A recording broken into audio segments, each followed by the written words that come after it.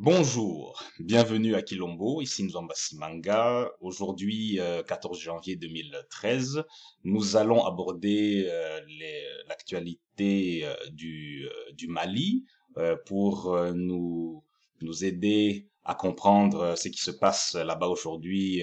Nous recevons aujourd'hui Madame Claire Ems, qui est écologiste, présidente de l'Alternative démocrate et aussi porte-parole du collectif Action pour les victimes anonymes du Dakar.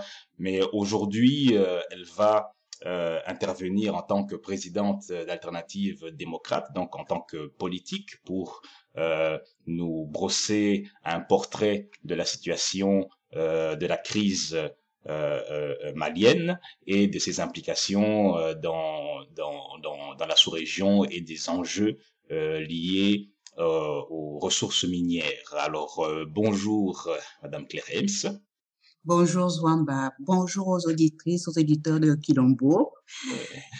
Alors oui, effectivement, je suis troublée comme pas mal de gens sur cette guerre que la France a démarré au Mali, parce que ça fait quand même un bout de temps que il y a des troubles au Mali, où nous apprenons que des islamistes, entre guillemets, font régner la terreur dans le nord du Mali, qu'ils ont importé la charia. Ils passent le plus clair de leur temps à battre, à amputer, à exécuter sommairement des voleurs réels supposés, sans que la France ni la communauté internationale ne fassent quoi que ce soit. Cela fait des mois que ça dure. Et puis, ça fait 2-3 jours, ça y est, nous sommes sur le terrain, on bombarde, ça y est, nous bombardons. Et on nous sert à la télévision, sur les radios, qu'il s'agit d'une opération militaire visant à restaurer la démocratie au Mali.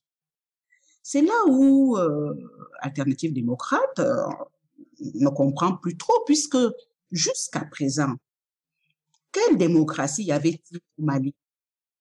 Si notre observation est bonne, ça fait des décennies que des régimes corrompus bafouent ce qu'on appelle les démocraties ici en Occident, et ils sont soutenus par la France, le même pays. Et autre chose, c'est que quand on voit toute la classe politique française s'accorder dans un même élan à aller soudainement sauver des populations africaines, là, on cherche tout de suite où sont les intérêts de la France. Et c'est à ce moment-là que, nonobstant tout ce qui nous est dit, parce que c'était un vrai bombardement d'informations sur les gens qui sont malheureux, qui avaient besoin et qui saluent l'arrivée des Français, mais on se rend compte que en nous présentant, en nous donnant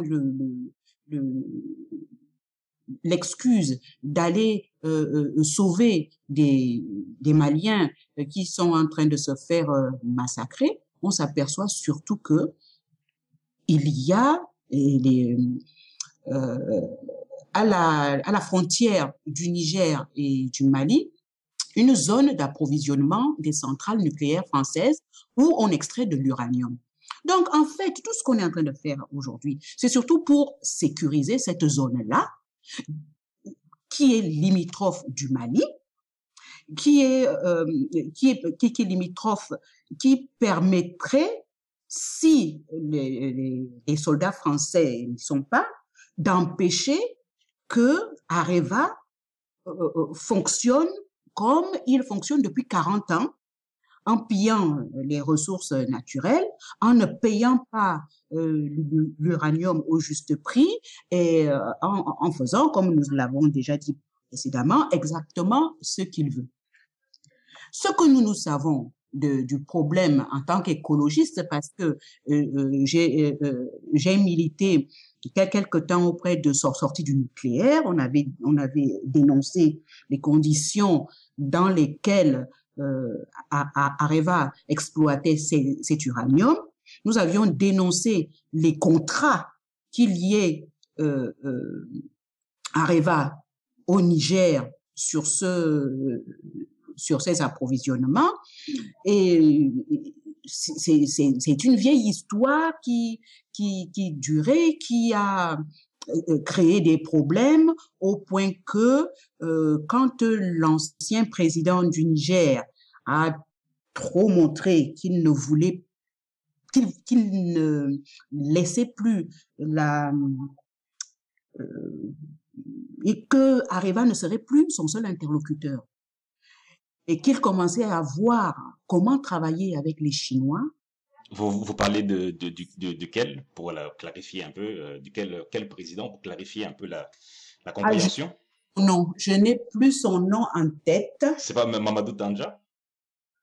Ah, c'est certainement lui. Tandja, oui, c'est lui. Il a donc décidé d'ouvrir le marché à d'autres que Areva, notamment la Chine. Et là, il a signé son arrêt de mort. On l'a sorti pour installer un ancien directeur, un ancien salarié d'Areva qui est aujourd'hui président du Niger. Au niveau du Mali, il se trouve que l'ancien président malien, qui était aussi à l'origine un protégé de la France, compte tenu de ses richesses et d'autres considérations politiques, commençait également à déplaire à la France. Il a fallu que on le fasse partir, très bêtement d'ailleurs, dans la mesure où on a été à un mois de la fin de son mandat et il y a eu un coup d'État qu'on ne comprend pas, un coup d'État bizarre. Et le président actuel est donc issu de ce coup d'État. Donc, il n'a même pas été élu, mais il est à la solde des intérêts français.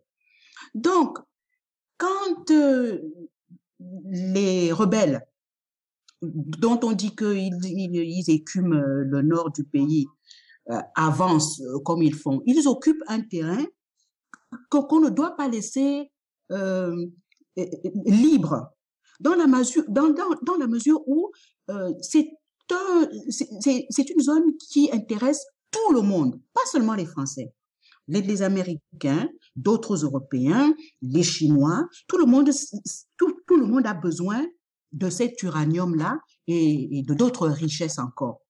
Donc, il était tout à fait impossible de laisser ces gens-là sur place, d'autant plus que les populations de cet endroit-là, qui sont Touaregs, ceux qui sont Touaregs, disent qu'on les vole, qu'on les spolie, que c'est leur uranium et qu'ils devraient en profiter. Ce qui s'est passé et que la France n'avait pas prévu dans toutes ces manœuvres, c'est qu'en faisant tomber l'ex-président de Libye, Kadhafi, le guide Kadhafi, il n'avait plus prise sur des groupes armés que Kadhafi gérait. Or, ces gens-là, à la mort de Kadhafi, se sont retrouvés non seulement libres de faire ce qu'ils voulaient, mais ils ont aussi bénéficié de tout l'armement que Kadhafi avait, de tout l'armement que la France avait vendu à Kadhafi, ce qui fait qu'aujourd'hui, ces rebelles, entre parenthèses, sont équipés des armes que la France même avait vendues. Et quand on voit les victimes françaises aujourd'hui, elles sont tuées par les armes qu'ils ont vendues à Kadhafi. Alors, dans ce contexte-là, au lieu, vous me direz, ils ne nous diront jamais la vérité. Ils viennent nous vendre la démocratie. Je n'ai jamais vu la France, aucun pays, aller dans un autre pays vendre la démocratie. Nous avons eu l'image des États-Unis et de l'Irak. Ils nous ont vendu quoi? La démocratie. Ça s'est terminé comment? Bien qu'on ait résisté un certain temps avec l'ex-président Sarkozy, on s'est retrouvé en Afghanistan. On a pris là-bas une raclée, pour rien. On revient, on ne comprend pas, parce qu'on était aussi allé là-bas pour la démocratie. Laquelle démocratie? Tout le monde sait dans quel état elle est. On revient chez nous après cette soufflante et puis on repart sauver les Maliens pour une soi-disant démocratie. Alternative démocrate n'y croit pas du tout. Nous, on a des éléments divers parce que en tant qu'écologiste, on a pu voir ce qui se passait. Il y a des contrats complètement iniques. Il y a des documents qui circulent en ce moment. J'appelle les auditeurs et les auditrices à prendre la peine d'aller sur un site qui s'appelle l'Observatoire du nucléaire. Il est tenu par un ancien camarade de lutte qui s'appelle Stéphane Lhomme. Ce site est tout à fait étoffé. Et là, sur ce site, vous saurez les implications, tout ce qui se passe, toutes les raisons qui justifient la présence aujourd'hui, et uniquement aujourd'hui, de la France au Mali.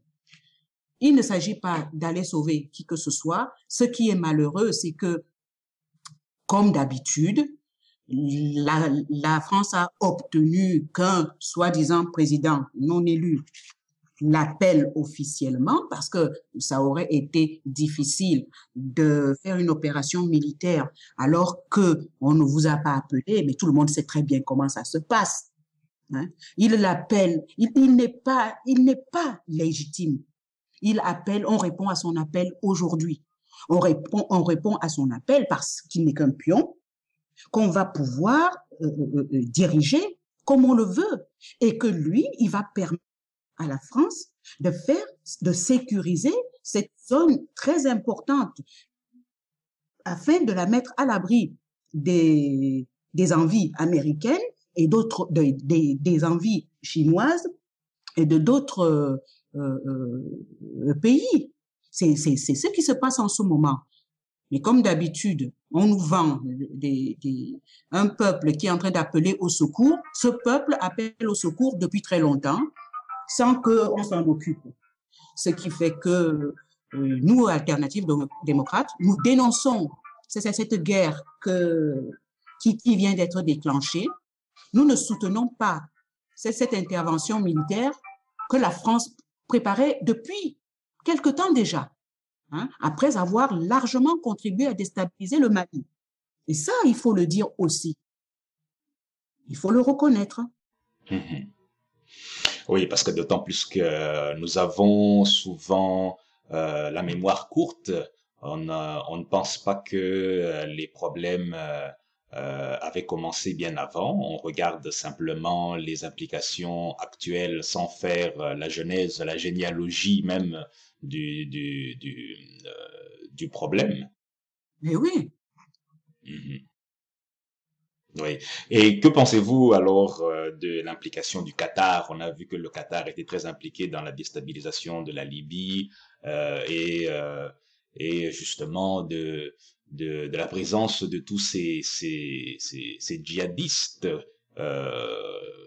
Mais chacun a ses intérêts. Mm-hmm. Je vois le Mali et le Niger aujourd'hui comme ce n'est même pas, on dirait un animal blessés que les vautours et tous les autres prédateurs viennent dépecer. Le Qatar a ses intérêts. Quand on voit les soi-disant groupes, de plus en plus on se rend compte que les soi-disant Al-Qaïda n'en sont pas. Ils ont été fabriqués par les Occidentaux. Madame Clinton le reconnaît maintenant. C'est eux qui ont inventé Al-Qaïda pour pouvoir faire ce qu'ils avaient envie de faire, pour pouvoir mener des guerres là où ça servait leurs intérêts. Elle l'a reconnu. Mais pourquoi les gens font comme s'ils ne le savaient pas? Ce n'est jamais c'est un leurre. Les islamistes, parce que ceux qui sont sur le terrain ne sont pas forcément des musulmans. je ne sais pas ce qu'ils appellent islamistes. Finalement, on ne sait même plus. Entre les anciens des GIA, entre les droits communs, il y a toute une amalgame, là, il y a toute une nébuleuse de gens qui ont chacun leurs intérêts. Mais pour la plupart, ils sont manipulés. Ils sont manipulés par certaines grandes puissances. Parce qu'un pays comme le Mali, il faut qu'on le sépare en deux.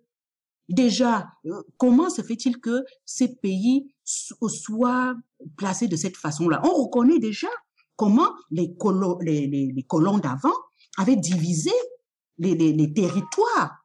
Et on ne comprend pas trop le tracé du Mali, le tracé du Niger, le tracé des autres pays. On ne comprend pas. Des peuples semblables, des peuples de même origine, sont séparés par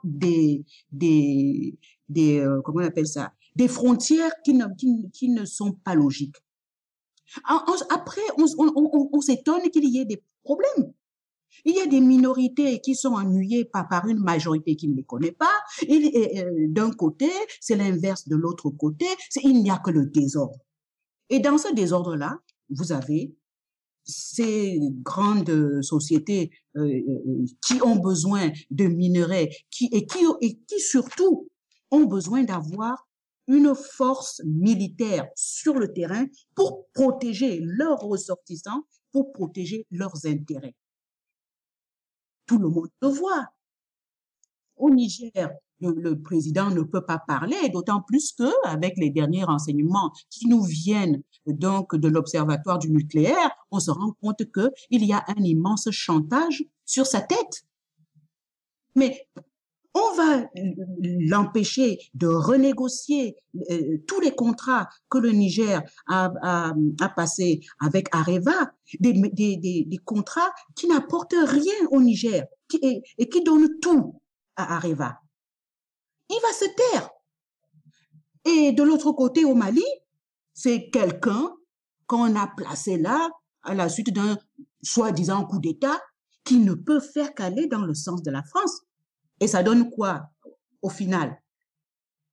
Ça donne que la France a l'autorisation officielle, soutenue par l'ONU, l'OTAN, tous ces gens-là qui aiment bien ça et qui n'ont jamais fait que ça. La France a donc l'autorisation maintenant d'avoir une base officielle que personne ne conteste sur le territoire malien. Il protège tranquillement ses affaires. Je peux vous assurer que les soi-disant islamistes, pour ceux qui ont envie de continuer à couper les pieds ou les bras, ils vont continuer joyeusement. Ils ne le feront pas sur le territoire sécurisé par les militaires français, par l'armée française, mais ailleurs, ils vont pouvoir le faire, comme ils le font déjà depuis des mois, sans que la France ne dise quoi que ce soit. Mm-hmm. Vous avez mentionné justement tantôt la problématique, enfin du moins le danger du démembrement du Mali en d'autres entités étatiques. Ça m'a fait penser un peu à l'avertissement que Cheikh Anta Diop avait fait dans les années 60 où il alertait les Africains sur la menace de la sud-américanisation de l'Afrique après les indépendances, où justement il demandait aux Africains de faire attention que il y a effectivement le risque de démembrement des États tels que on l'observe, en tout cas tel qu'on l'observe aujourd'hui. On l'a vu avec le Soudan qui a été coupé en deux, la Somalie qui vivote à sa façon, et qu'en Libye il y a aussi des menaces indépendantistes. Et maintenant on voit au Mali. Systématique, ça devient systématique. Exactement. Ils coupent en deux et puis ils se mettent à faire de la propagande. Et c'est là où j'appelle les auditrices et les auditeurs à bien observer quels sont les Africains qu'on fait intervenir sur ce problème grave. Sur toutes les chaînes de télévision, vous n'allez voir que des Africains qui vont dans le sens d'accepter, d'appeler, de saluer l'arrivée d'une armée qui va coloniser à nouveau leur pays. Il y a des personnes qui savent. Il y a des personnalités comme Madame, comment elle s'appelle déjà? Oh, vous avez une personnalité malienne. Elle a été ministre. Madame Aminata Dramane Traoré. Aminata Traoré. Pourquoi ne lui demande-t-on pas? Aminata Traoré a cette faculté d'avoir été aux affaires. Elle a bien analysé les choses. Elle analyse extrêmement bien tout ce qui se passe au niveau économique, au niveau politique. Le tort qu'elle a, c'est qu'elle dit la vérité aux Occidentaux et ils n'aiment pas ça. Quand Aminata Traoré ouvre la bouche, elle descend le système, elle démonte tout le système, elle montre ce qui ne va pas et elle dit aux Occidentaux leurs faits en pointant les dégâts qu'ils commettent, en pointant tout ce qu'ils font pour déstabiliser les pays africains. Il y a eu des moments où on l'invitait quand même. Maintenant, nulle part on ne l'invite. Mais vous allez voir des gens qui vont tous dans le sens. Personne n'interroge Aminata Traoré aujourd'hui. Pourquoi? Je suis certaine que cette femme, qui est malienne, qui a été au pouvoir, qui connaît son pays, qui connaît les potentialités de son pays, ne peut pas accepter ce qui se passe en ce moment. Pourquoi est-ce qu'on ne lui donne pas la parole? Il faut que les auditrices et les auditeurs cherchent à savoir pourquoi est-ce qu'on ne nous fait passer dans les médias occidentaux que des bénis oui-oui, que des gens qui semblent vraiment, ou alors on leur a lavé le cerveau, je ne comprends pas. On ne peut pas appeler le malheur sur son pays à ce point-là. Effectivement, puisqu'effectivement, Madame Aminata Traoré invite un changement de paradigme. Elle va vraiment dans le fond du problème, où elle ébranle par ses analyses les fondements même. Oui, les fondements même du système prédateur dominant. Évidemment, ça ne plaît pas à ceux qui veulent juste un changement cosmétique. Absolument. Oui. Et des femmes comme elle, et il y en a d'autres aussi. Mais des femmes comme elle, on ne leur donne pas la parole. Parce que si Aminata Traoré ouvre la bouche aujourd'hui sur ce qui se passe et que les médias reprennent ce qu'elle dit, ça va être...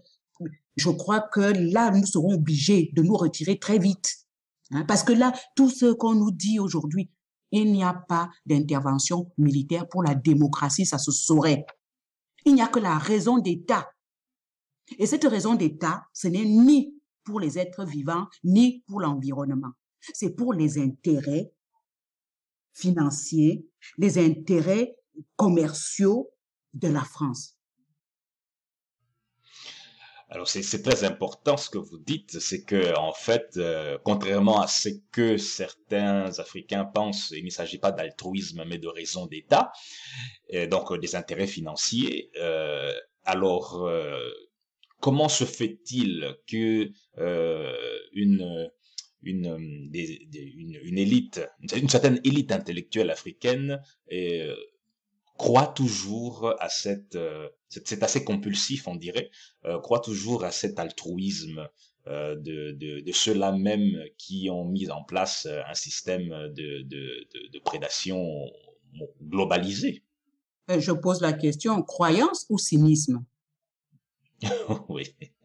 C'est tout. On ne peut pas avoir vécu en Europe, on ne peut pas avoir vu ce qui s'est passé depuis, je remonte toujours au jour où George Bush II a décidé d'attaquer l'Irak. Les exemples se suivent et se ressemblent. Nous avons encore plus près de nous ce qui se passe en Côte d'Ivoire. Et jusque-là, il y en a qui croient que la France va dépêcher ses soldats pour aller protéger les nègres parce qu'on leur coupe les mains et les pieds ou je ne sais pas quoi. Il ne faut pas rêver. Il ne faut pas rêver. Ou alors, on participe au génocide de son propre peuple. Tous ceux qui aujourd'hui appellent, et de tout temps, les Africains, quand ils avaient un problème, se sont assis sous un arbre, ils ont palabré, ils ont trouvé des solutions. Qu'est-ce que c'est que cette histoire de systématiquement faire intervenir des armées étrangères? Quand est-ce que j'ai vu une armée étrangère dans un pays occidental? Est-ce que ces gens-là n'ont pas de problème? Ils en ont. Mais ils règlent leurs problèmes entre eux. Est-ce que vous avez vu l'Angleterre appeler qui que ce soit quand ils avaient des problèmes avec l'Écosse, avec tous les gens qui ne voulaient pas reconnaître la souveraineté de la reine? Ils ont appelé qui? Ils se sont fait la guerre et ils ont trouvé une solution entre eux. Dans tous les autres pays, c'est pareil. Il n'y a qu'en Afrique qu'on appelle au secours l'ancien colonisateur qui continue par ailleurs à piller les ressources du pays de la manière dont il le fait sans aucun état d'âme. La seule chose, c'est que quand il y a des voix qui s'élèvent, la France dit « Oh, moi j'ai rien fait, on m'a appelé ». Le même discours que le rallye Dakar. Quand on leur disait « Qu'est-ce que vous foutez en Afrique ?» Ils disaient « Oh, nous on n'a rien fait, ce sont les États qui nous appellent ». Alors, quand on nous appelle, on y va. C'est toujours... pourquoi est-ce que il y a des gens qui se sentent de se nier de cette manière-là? Alors, que pouvez-vous dire à ces Africains qui ont la même vue aussi en Côte d'Ivoire? En Côte d'Ivoire, ils ont dit si l'armée française n'était pas intervenue, on allait s'entretuer comme au Rwanda. Et aujourd'hui, au Mali, il y a ceux qui disent aussi si l'armée française n'était pas intervenue, les djihadistes allaient tous nous tuer. Jusqu'au jour où on s'apercevra que l'armée française est bien d'un certain côté et que la France équipe en armes les deux côtés, hein, et que la France a parfois des intérêts qui peuvent changer. Hein. Pendant un certain temps, il va être d'un côté, et puis si de ce côté-là, ça ne va pas, eh ben, il retourne sa veste. Les intérêts de la France fluctuent au gré, la position de la France fluctue au gré de ses intérêts. On nous parle du Rwanda. Finalement, aujourd'hui, qu'est-ce qui apparaît? Les documents sortent, c'est un scandale. L'armée française a bien protégé un côté. Elle n'a pas été neutre. Pourquoi voulez-vous qu'elle soit neutre au Mali? Elle n'a pas été neutre en Côte d'Ivoire. Pourquoi voulez-vous qu'elle soit neutre au Mali? On vous dit, elle doit protéger militairement la source d'approvisionnement en uranium. Ce sont ses intérêts à elle. Donc, la France va rouler avec celui qui lui permet de faire cela. La population ne l'intéresse pas. Ça se saurait. Mmh. Oui, et tout cela montre, donne, ce n'est même pas une impression, c'est une certitude. On voit que, quelle que soit la situation, que ce soit en Côte d'Ivoire, n'importe où en Afrique, on met toujours les Africains dans une situation où ils doivent choisir entre la peste ou le choléra. Et comment... Parce qu'ils décident aussi de rester là-dedans. Qu'a fait Hugo Chavez? Quand il a vu que ça n'allait pas, il a mis tout le monde dehors. Il a passé certes quelques temps difficiles, mais aujourd'hui, il est mondialement reconnu. Qu'est-ce qui ne va pas avec cette mentalité de toujours vouloir... Je ne comprends pas. Honnêtement, personnellement, je ne comprends pas. Quels que soient les intérêts, il y a des moments où il faut savoir dire non, puisque de toute façon, c'est le peuple qui en crève. Tous ceux qui sont même en train de danser en ce moment en disant « Oh, la France », en agitant le drapeau bleu, blanc, rouge, ils ne savent pas à quel point on se moque d'eux. Parce que les Français savent pourquoi ils sont là. Le président du Mali, il croit que les militaires sont là pour lui? Non, les militaires français obéissent à la France. Rappelez-vous, Laurent Gbagbo, hein, il y avait un tunnel entre sa résidence et l'ambassade de France. Il croyait être protégé. Quand la France l'a décidé, ce sont les militaires français qui sont venus le sortir de sa résidence en passant par ce tunnel. Il faut arrêter. Et que pouvez-vous dire concernant les idéaux qu'on vend aux Africains, c'est-à-dire la protection des ressortissants français? C'est une excuse qu'on utilise souvent pour intervenir. Nos citoyens sont là-bas. La démocratie, les droits de l'homme. Il y a beaucoup des mots très doux. Qui a inventé la démocratie? Est-ce qu'on peut dire, là, parce que là, ça devient un sujet philosophique. Qu'est-ce que la démocratie? Est-ce qu'il existe une démocratie? Est-ce que les pays occidentaux eux-mêmes appliquent la démocratie? Rappelez-vous, nous qui vivons ici en Europe, nous venons de vivre une épopée en France avec l'UMP. Est-ce vraiment une démonstration de démocratie? Alors, eux-mêmes n'appliquent pas la démocratie, mais c'est nous qui devrions l'appliquer. La démocratie occidentale. Il n'y a pas une manière chez nous de vivre qui ne soit pas celle des Occidentaux. Est-ce qu'il n'y a pas une manière de fonctionner et d'évoluer et d'élever nos pays, nos populations, de faire l'agriculture qui ne soit pas calquée sur la méthode, sur le modèle occidental? Ce qui est bien pour l'occidental ne l'est pas forcément pour l'Africain, ni pour l'Asiatique, ni même pour l'Américain. Il y a des moments où il faut savoir faire des choix. Grâce au choix des Occidentaux, on a imposé à l'Afrique le FMI. Qu'est-ce que le FMI a fait? De bon, rien. Il a appauvri tout le monde. Il a asséché tout le monde et il a mis tout le monde dans la main de l'Occident. Tous les Africains qui sont passés par les fourches codines du FMI sont pauvres aujourd'hui. Ils sont pauvres, ils sont endettés, ils n'ont rien. Il n'y a aucune évolution. C'est comme si on avait même régressé. Pourquoi est-ce que les soi-disant intellectuels ne le voient pas? Ça veut donc dire qu'ils sont d'accord avec ce fonctionnement-là, que ça leur convient. Mais si ça leur convient à eux, ça ne convient pas au peuple. Ça ne convient pas au peuple. On voit déjà même que la démocratie d'ici commence à avoir ses limites en Occident. Parce que ça bout là, c'est en train de bouillir. Ça bout tellement qu'au lieu qu'on parle des vraies choses, qu'est-ce qui cause le chômage ici? Qu'est-ce qui cause les licenciements de cette manière? On commence à nous raconter des histoires qui n'ont rien à voir avec ça. On déclenche des guerres au Mali. La guerre au Mali oblige tous les Français à se serrer les coudes.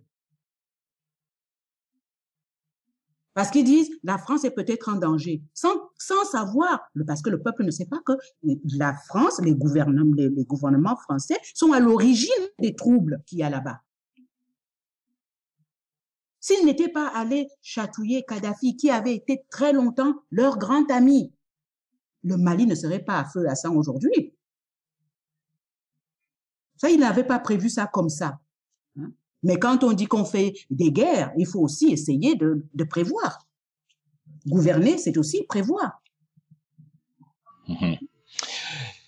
Il y a une croyance répandue chez bon nombre d'Africains qui veut que un pays africain, ou du moins l'Afrique en général, ne peut pas se libérer sans l'aide d'un lobby en Europe, d'Européens occidentaux. Mais qui leur a dit ça? Qui pourrait, en tout cas, c'est l'impression qu'ils ont. C'est peut-être ça qui explique aussi le fait qu'il y ait ces intellectuels africains qui saluent les interventions de la France un peu à gauche, à droite, parce qu'ils voient... Il faut qu'ils comprennent que c'est faux. Ça se vérifie tous les jours, c'est faux. Mais ce qui est pire, Luamba, c'est que non seulement on les appelle, déjà, ils pillent le continent depuis très longtemps, sans retombées effectives pour les pays dans lesquels ils sont, mais ils arrivent à obtenir que l'Africain se batte contre un autre Africain pour leur propre compte. J'ai entendu aujourd'hui des analystes français dire non, il faut absolument que les forces africaines aillent sur le terrain. Ça fait quelque temps déjà qu'ils parlent de faire des forces africaines qui interviendraient en Afrique. La création de ces forces était prévue pour septembre prochain. Mais non, maintenant, à la va-vite, parce que les Français ne veulent pas perdre des vies sur le sol africain. Ils demandent que les voisins africains envoient des hommes. C'est-à-dire que sur le terrain, des frères africains qui n'ont rien à voir avec la déstabilisation, ou même il y en a qui savent et qui, peu ou prou, dans les gouvernants, laissent faire. Mais les populations, elles ne savent pas. On leur demande d'aller combattre les Africains voisins pour le compte d'un pays qui, lui, est là pour venir chercher l'uranium dont il a besoin. Et il n'y a aucun Africain qui se pose la question de savoir qu'est-ce que je vais faire dans cette galère. Il ne va rien y trouver. Lui, il n'a pas d'usine, il n'a rien à gagner à prendre de l'uranium au Niger ou au Mali.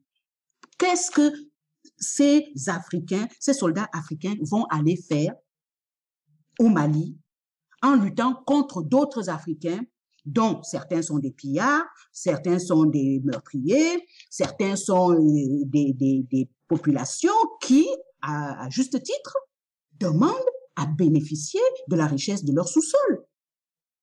Mais on va aller se battre contre d'autres Africains pour que un pays ou des pays occidentaux continuent à piller tranquillement. Est-ce qu'ils ne réfléchissent pas? Il faut qu'on leur fasse passer l'information. Ils peuvent refuser d'y aller. Ils ne sont pas obligés d'y aller. On ne leur met pas le bâton, on ne leur met pas le fusil sur la tête pour y aller. Il faut qu'ils apprennent à refuser des guerres qui ne les concernent pas. Si le gouvernement français veut aller chercher de l'uranium au son du canon, et qu'il y aille, et qu'il descende sur le terrain, hein, il y aura des pertes. Et c'est pourquoi il y a des pertes à ce moment-là, puisque la vie d'un homme ne vaut pas l'extraction de l'uranium, mais qu'il le fasse. Seulement, ce que j'entends depuis 2 jours, c'est qu'il faut que les forces africaines y aillent. C'est tout à fait inacceptable. Et tantôt, vous avez parlé des institutions internationales qui permettent à la France et à d'autres pays occidentaux de s'asseoir sur les pays ayant des potentiels minières, mais les Africains ont une foi inébranlable en ces institutions internationales. Quel est votre commentaire par rapport à ces institutions internationales depuis qu'elles existent maintenant depuis de nombreuses décennies? Ces institutions ont été faites pour donner le pouvoir aux Occidentaux. Toutes ces institutions sont gouvernées par des Occidentaux. Quand bien même vous verrez un Africain dedans, ce n'est pas un décideur. Ce n'est pas un décideur. Ou alors, c'est le genre qu'on appelle vulgairement ici un bounty, c'est-à-dire qu'il est noir de peau, mais il est blanc à l'intérieur. Il sert les intérêts des pays occidentaux. À ce moment-là, oui, il peut avoir un poste quelconque. Mais sinon, toutes ces institutions-là n'ont jamais rien apporté. Le FMI a mis tous les pays africains qui étaient capables de devenir quelque chose, il les a mis à genoux. Que fait l'OTAN? L'OTAN préserve les intérêts des Occidentaux. Je ne parle pas l'autre, c'est qui? C'est l'ONU, inexistant. On ne les voit que quand il faut donner des mandats aux pays occidentaux quand il faut préserver les pays occidentaux. Ils ne sont jamais là. Je reviens à ce que je dis. Ça fait des mois que des islamistes sévissent.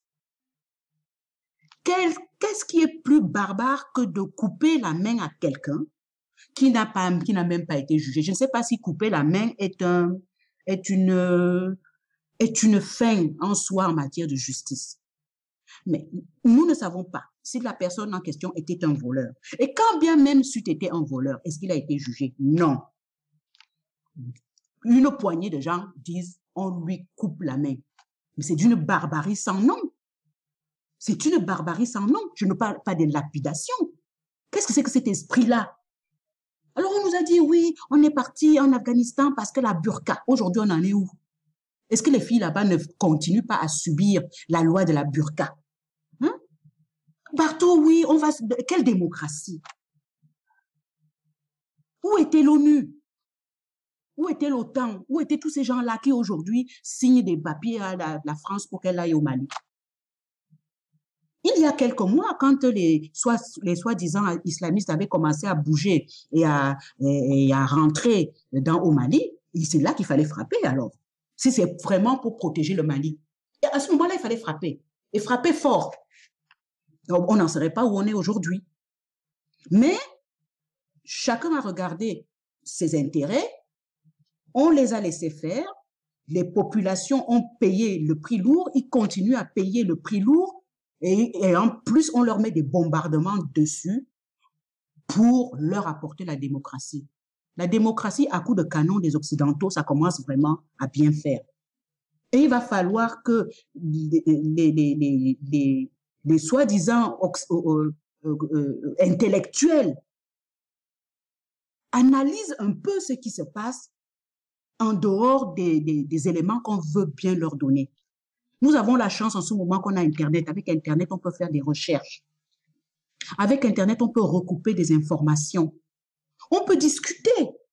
Parce que c'est ça aussi. Il y a certainement quelqu'un qui n'est pas du même avis que moi. J'aimerais l'avoir en face de moi pour qu'on discute. C'est comme ça qu'on fait les choses.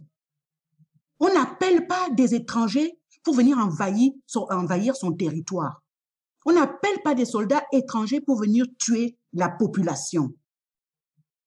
On règle ces problèmes à la maison. Ce sont ces mêmes Occidentaux qui ont dit on lave le linge sale en famille.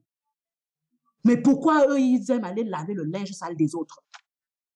Qu'on nous laisse laver notre linge sale en famille, c'est faisable. Oui, d'autant plus que nous avons nos propres méthodes de résolution de conflits qui ont fait leur preuve depuis toujours. Depuis toujours? Oui.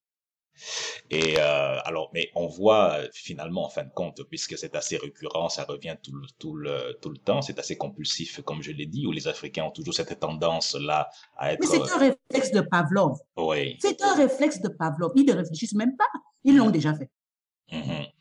Et qu'est-ce qu'il faudrait, selon vous, pour rompre ce charme, justement?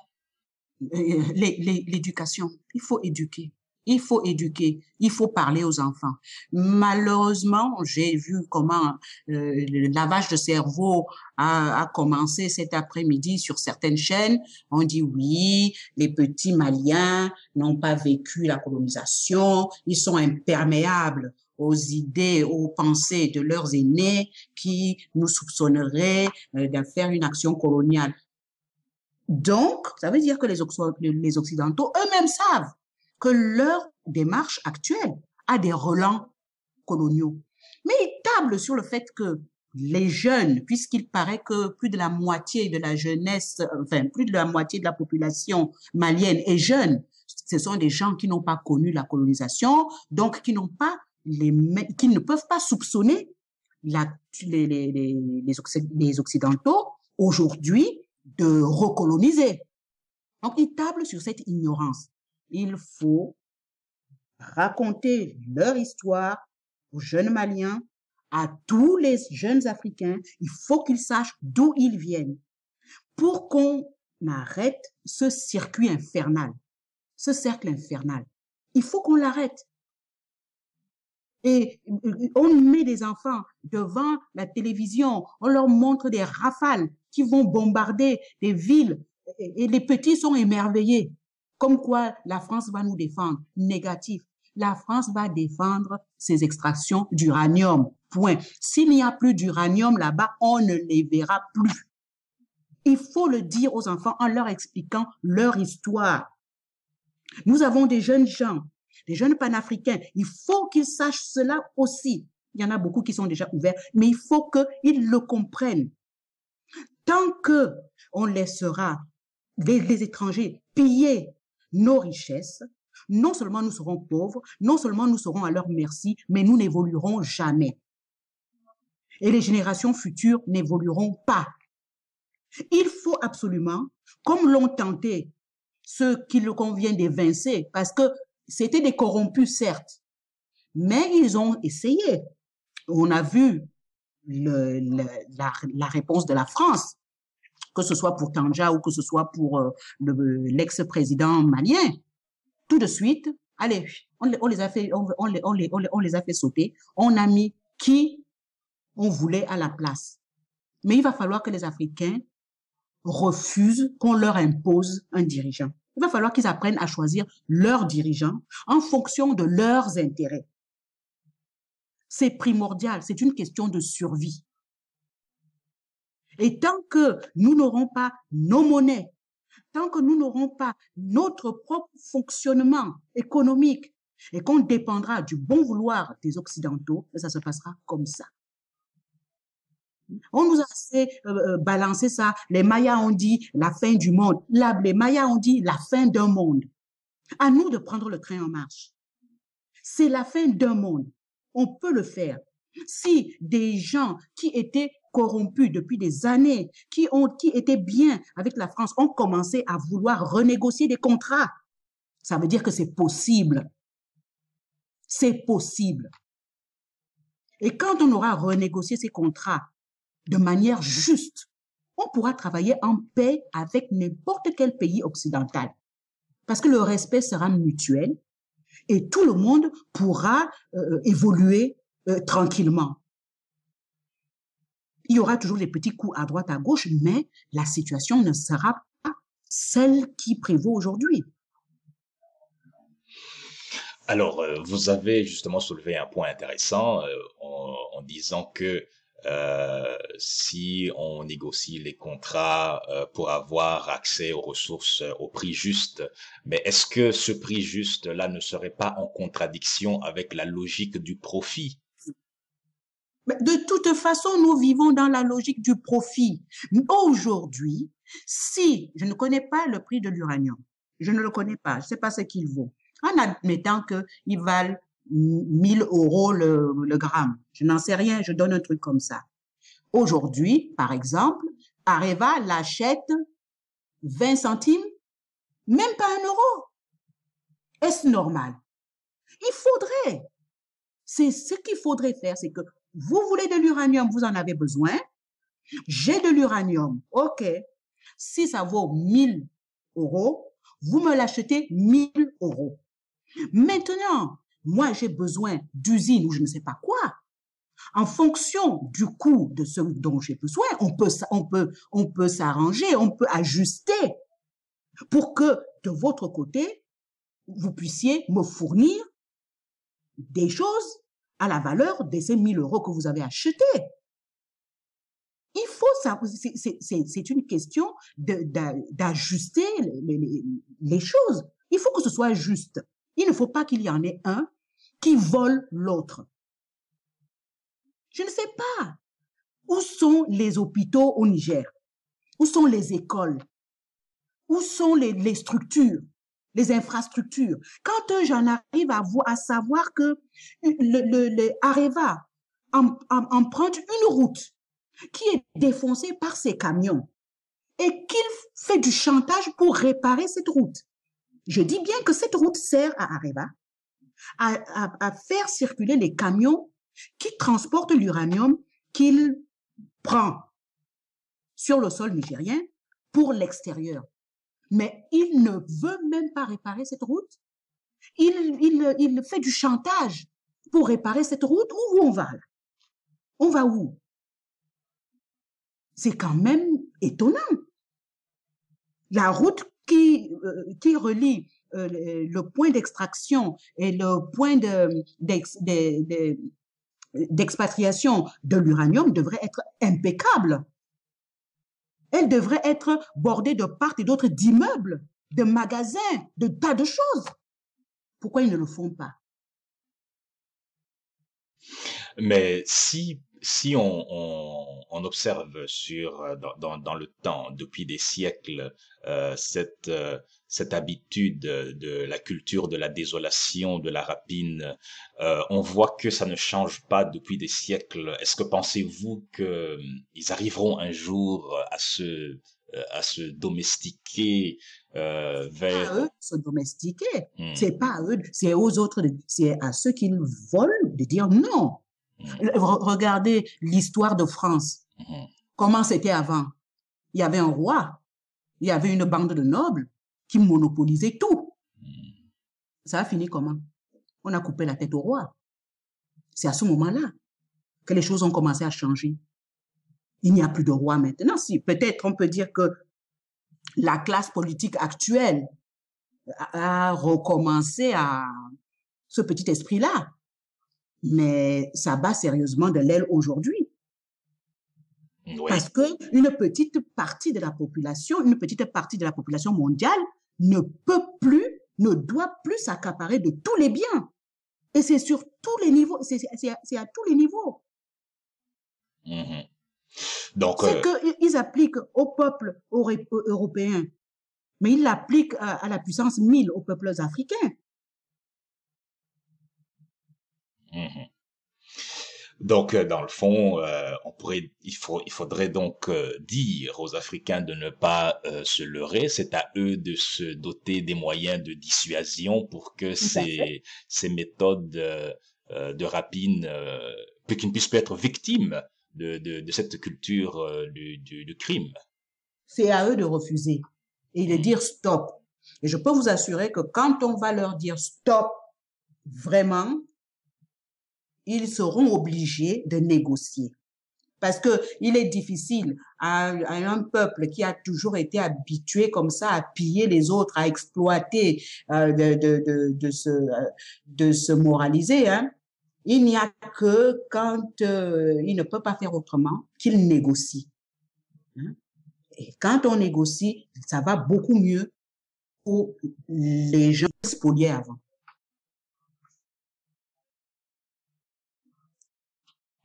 Bien. Alors, je pense que tout cela semble suffisamment clair, en tout cas, pour mettre le doigt sur les enjeux dans la sous-région du Mali, et on a vu aussi les implications qu'il y avait ailleurs. À chaque fois, on voit que c'est toujours la même logique qui revient. Quel est le mot de la fin que vous pouvez nous donner, principalement aux Africains qui continuent à croire à une certaine façon de penser qui finalement n'a pas fait ses preuves depuis ces 50 dernières années. Mais que pourrez-vous leur dire pour changer leur vision du monde? Moi, je ne peux que leur dire, réveillez-vous déjà, réveillez-vous et informez-vous. Celui qui n'a pas l'information est à la merci de celui qui donne l'information. Arrêtez de vous abrutir devant une télévision ou une radio qui est la radio d'un camp, est la radio d'un peuple. Parce que on ne va vous dire que ce qu'on veut bien que vous sachiez. Éduquez vos enfants. Il n'y a pas autre chose. Lisez, cherchez. Il faut chercher pour savoir, discuter entre vous et ne laissez pas les gens se mettre entre vous quand il y a un problème à régler. Il faut arrêter cette mentalité d'appeler les Occidentaux quand on a un problème avec son frère ou avec un cousin ou avec un concitoyen. On peut régler l'affaire entre nous. Appeler l'étranger n'a jamais rien apporté de bon. De plus, il n'est pas chez lui. Il s'en fout. Des dégradations qu'il va faire, il s'en fout. Quand on voit que ils prennent leur Rafale, je ne savais pas que Rafale volait. Ça, depuis qu'on a créé cet avion, personne n'a voulu l'acheter en France. Hein? Mais en ce moment, le Rafale fait des ravages. Hein? Enfin, il peut sortir, il prend l'air pour bombarder le Mali. Vous croyez vraiment que si des petits Français étaient là en dessous, le Rafale allait bombarder? Est-ce que vous croyez qu'il y a des frappes propres? Non. On parle de frappes chirurgicales, il n'y en a pas. Même quand ils disent que c'est localisé comme étant le fief des islamistes, il y a toujours des villageois autour. Les islamistes ne sont pas fous. Ils ne vont pas faire un camp rien que pour eux, où ils mettent une grande pancarte islamiste, camp islamiste. Ils sont forcément avec la population. Ça veut dire qu'aujourd'hui, il y a des familles qui sont endeuillées, il y a des civils qui sont morts, que ce soit des combattants, que ce soit des femmes, que ce soit des enfants, que ce soit n'importe qui. Il y a aussi des islamistes, certainement, mais le Rafale, les bombes qui sont tombées n'ont pas visé que les islamistes. Il faut arrêter de rêver. Si vous voulez voir le sang couler, à ce moment-là, mettez-vous en martyr et combattez pour que vos enfants n'aient plus à vivre ça. Mais arrêtez d'appeler des gens qui n'ont rien à faire de vous. Je n'ai jamais vu ces gens-là se mobiliser quand il y a la famine. Est-ce qu'ils ne pourraient pas le faire? Où est l'OTAN? Où est l'ONU? Où sont-ils à ce moment-là?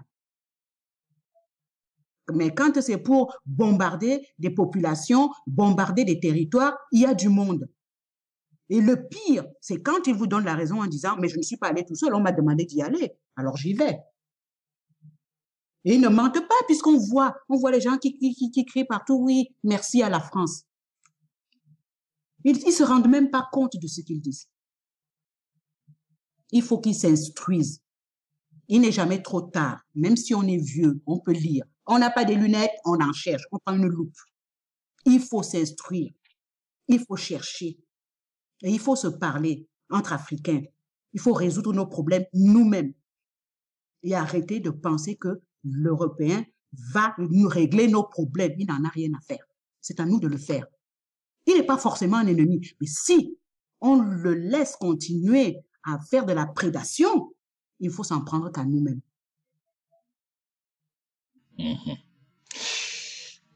Alors, merci beaucoup. Donc, on peut retenir que le sauveur européen n'existe pas, si ce n'est que dans les contes de fées.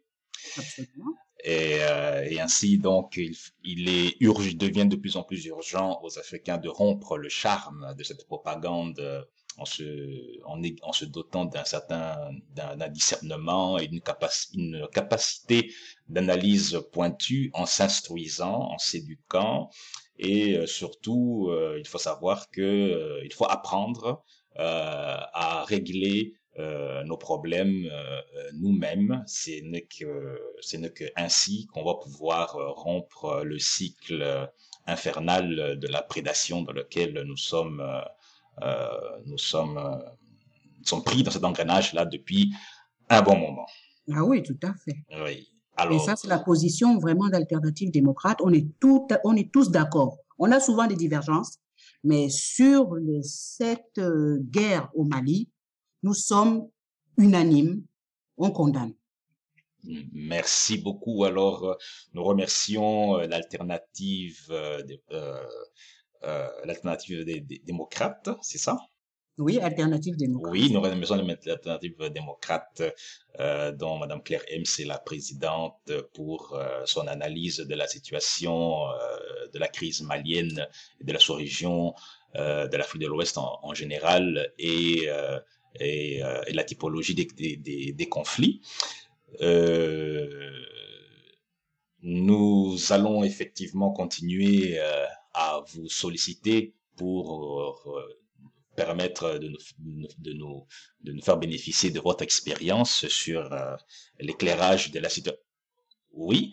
Mais je reste à votre disposition. Il n'y a pas de Je suis à votre disposition et à la disposition des auditeurs s'ils veulent approfondir quelques points que ce soit. Voilà. Eh ben, merci beaucoup encore une fois et à la prochaine. À la prochaine, Zwamba. Au Oui, revoir à tout le monde. Au revoir aux auditrices, aux auditeurs de Quilombo et à bientôt. à bientôt. Oui, merci.